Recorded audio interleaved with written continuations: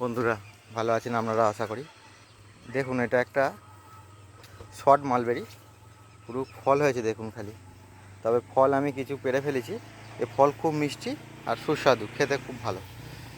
দেখেছেন কীরকম হারে ফল হয়েছে দেখুন, ছোট বড় মাঝারি সব সাইজ।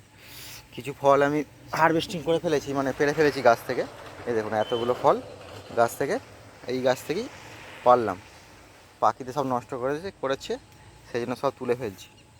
গাছ দেখুন পুরো ভরে গেছে, একদম ভর্তি হয়ে গেছে গাছে।